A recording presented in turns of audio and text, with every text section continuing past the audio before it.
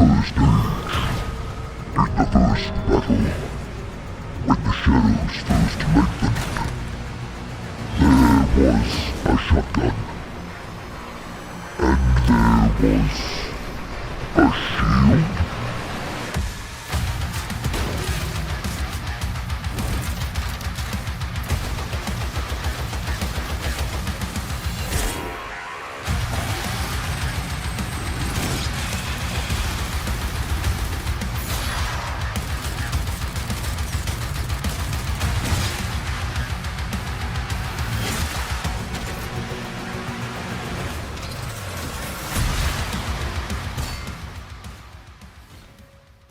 Hey guys, if you don't know me, I'm Devo, and I've streamed Doom 2016 and Eternal since around 2018.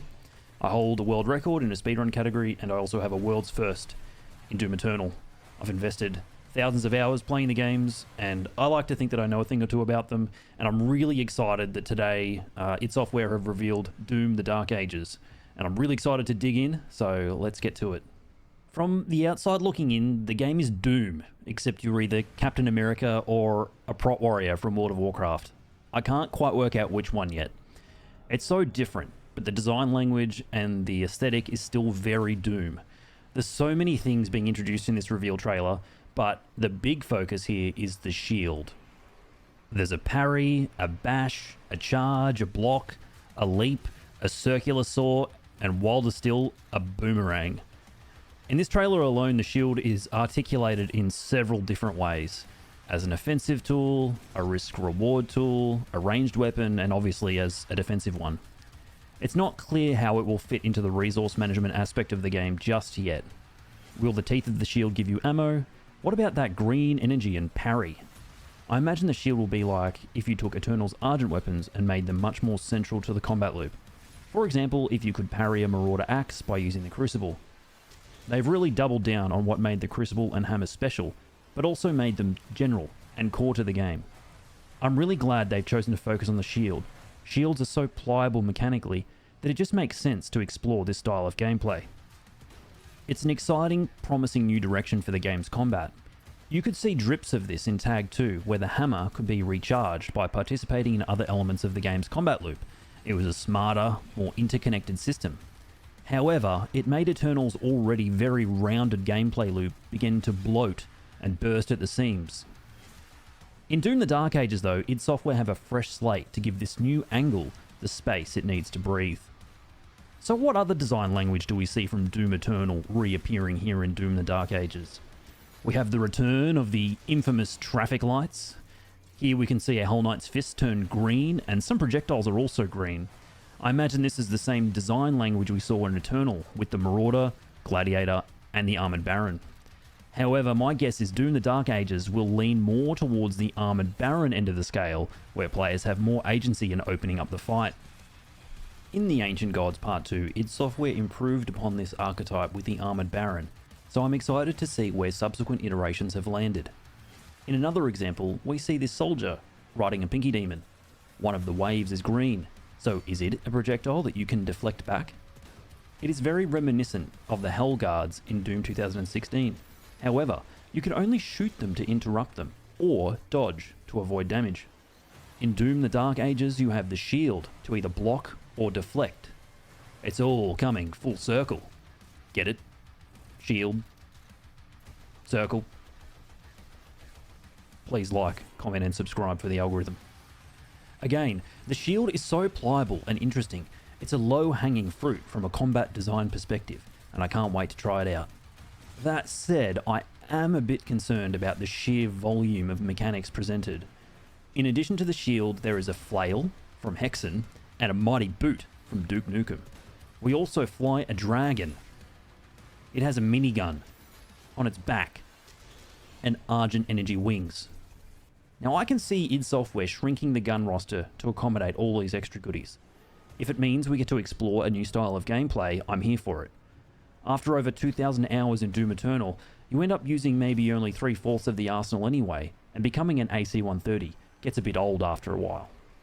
We also see so many members of the franchise's stellar cast make a return. However, they've all been given a visual uplift to reflect the setting of the game. We see imps, possessed, soldiers, hell knights, mancubus, pinky demons, revenants, and maybe an Agadon hunter? There's also at least 4 different levels shown in the trailer. A mix of sentinel cities, hellish landscapes, wastelands, Unmaker architecture with the fortress, and even what looks like Mars. Now the trailer did seem to focus on wide open spaces. This is great for something different, but I hope the combat spaces and arenas do feature that level of verticality that we're so used to from Doom 2016 and Doom Eternal. I would also say that I was hoping to see a shift away from the discrete mission level structure that has been used in Doom since forever, perhaps something more Metroidvania-ish, but at the same time, I'm just excited to see id Software make the game they want to make and succeed in implementing the design they have in mind. Far as story goes, we know the game takes place after the flashback in Sentinel Prime and between Doom 64 and Doom 2016. The Doom Guy has become the Doomslayer and is the chosen one-man army of both the Sentinel Kings and the Makers. My best guess is the story will focus on the Sentinel Civil War, which we read about in the Book of Kings. It's not clear to me, however, if the game will end with the Slayer being trapped in the Blood Temples by the Hell Priests. This ending would tie it directly to the start of Doom 2016, which could be a bit limiting for sequels. Perhaps it will end on some other cliffhanger. The main theme of the story seems to be how the Slayer was used by the Sentinel Kings and the Makers. His fortress features extensive Maker motifs, and as such he is likely sponsored by the Khan Maker directly, in order to implement her will in situations of conflict. This might also explain his antagonism towards the Khan Maker in Eternal. You know in the first level they have history, and now in Doom the Dark Age, we will get to see it. Just quickly on the music, it does sound very Andrew Holsholt, and I, for one, am extremely keen to hear what he and hopefully David Levy have been up to.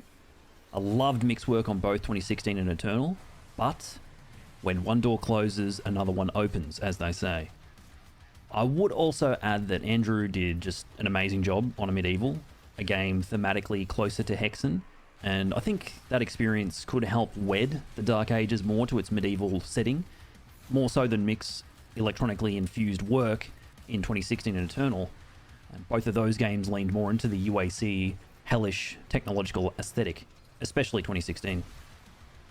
Anyway, this video has gone on way too long already, so I've got to bottom line this whole thing and get my day started. Overall, I would say the trailer gets a solid 9 out of 10, mostly gameplay. We saw many details. I hope that you're all as excited as I am for Doom the Dark Ages. So let's all hang foul until 2025, and when the game drops, we will proceed to get among it.